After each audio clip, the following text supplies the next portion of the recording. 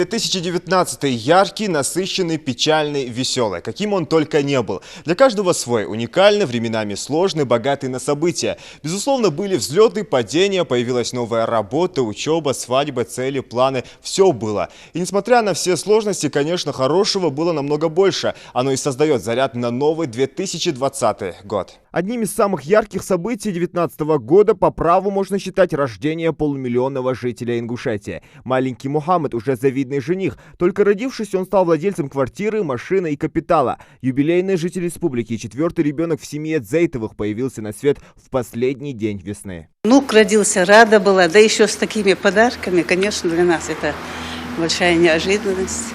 Хороший, красивый подарок. Дороги, мосты, тоннели и переходы. Масштабные дорожные преображения, венец которых реконструкция федеральной трассы «Кавказ». Пожалуй, еще одно главное событие. Жители уже ощущают комфортные условия, хоть пока и приходится сталкиваться с заторами и пробками. Автолюбители ждут завершения работ, как дети Деда Мороза. Но этот подарок по плану будет готов только в середине Нового года.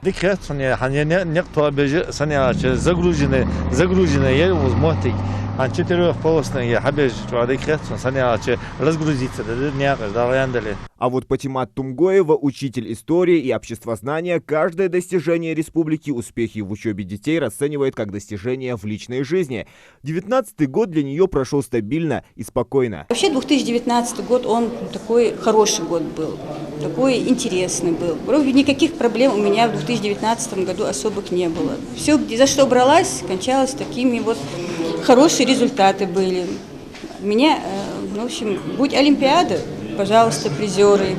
Тут мероприятие, вы меня наградили. Ну, как говорится, в конкурсах участвовала разных. Ну, на работе были какие-то успехи, в семье благополучие. В республике вроде бы все налаживается. Хочу, чтобы и дальше, в 2020 году, чтобы только хорошие у нас новости были. Чтобы вы нас тоже радовали хорошими новостями. В жизни каждого человека за этот год, который пролетел незаметно, произошли изменения. К примеру, солистка культурно-технического центра Магаса Фатима Мизиева успела попробовать свои силы на российской арене. Она приняла участие в вокальном конкурсе «Новая звезда». Волнения были, конечно, но со мной были рядом мои друзья, которые меня поддерживали всяким образом.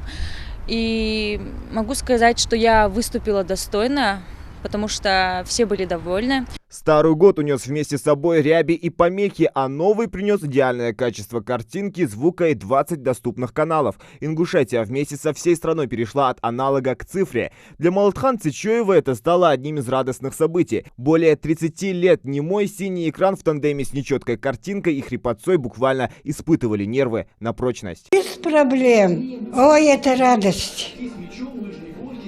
Очень рада. Звук такие. Видимость дикие. У кого-то в этом году удачно сложилась карьера, другие счастье нашли в личной жизни. Теплые воспоминания, светлые моменты, планы на Новый год. У каждого они свои. Внучка младшая победила на районной олимпиаде среди второклассников, первое место заняла. И у меня семья большая. Как большая? У меня два сына. Оба они семейные. Мы собираемся на Новый год все, обе семьи, все уехать в Рим. Мы часто так делаем, куда-то ездим, отдыхаем. Внучки подрастают, я очень рад этому. В личной жизни, конечно, я хочу вот сейчас немножко, если время наступит. Я раньше путешествовал очень много. В горах проводил очень много времени за последние 5 лет. Я там только один раз был, но планирую, чтобы, если будет возможность, каждую неделю, 2 дня в горы. Год стал очень насыщенным творчески. Я, так скажем, стал художественным руководителем Государственной филармонии. Вот мне выпала такая огромная честь по инициативе руководителя нашего. Я стал художественным руководителем. Сегодня очень много проектов мы провели и мы планируем провести. Я бы хотел, чтобы уходящий год оставил все самое плохое позади, а самое главное, чтобы самое светлое, самое правильное, самое то, что мы должны стремиться в этой жизни. Поверьте, жизнь, она настолько быстро утекает, да, что мы порой не успеваем ничего. Но чтобы мы успели все это сделать, нам нужно успокоиться, нам нужно верить прежде всего в великого Творца, который создал нам абсолютно все условия. Дай Аллах, чтобы ни один ребенок не болел, ни взрослый, потому что вот именно здоровье, беречь свое здоровье – это самое главное. Вы знаете, наверное, событий было несколько, но самое лучшее, я считаю, и для меня, и для всей республики событие, которое произошло, и продолжается до сих пор в нашей республике, это благоустройство нашей федеральной трассы. Мы очень рады этому, я тоже, потому что нам действительно это было необходимо. У меня дети поступили, дочка в магистратуру, сын на бакалавриат. Наверное, это самое дорогое, наверное, для меня лично.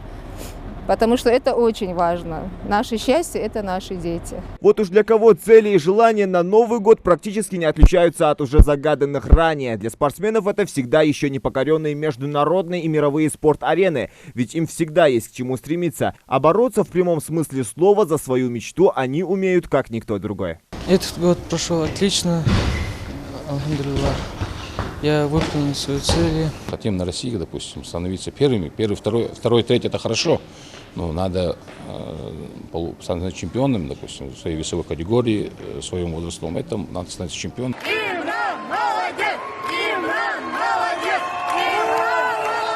Счастливая улыбка победителя и заслуженное первое место в компетенции сухое строительство и штукатурные работы. Имрану Тачиеву этот год, безусловно, запомнился триумфом на всемирном чемпионате WorldSkills. Много эмоций, очень сильное переживание было. Но, наконец-то, у нас это была мечта всей команды. Мы давно хотели занять первое место, и, наконец-то, у нас это свершилось. 2019 позади. Впереди ровно 365 дней. Чтобы успеть покорить новые вершины, стать лучше и, главное, не бояться перемен. А сейчас самое время задать себе вопрос, как прошел для вас этот год, что необходимо наверстать, сделать или просто исправить.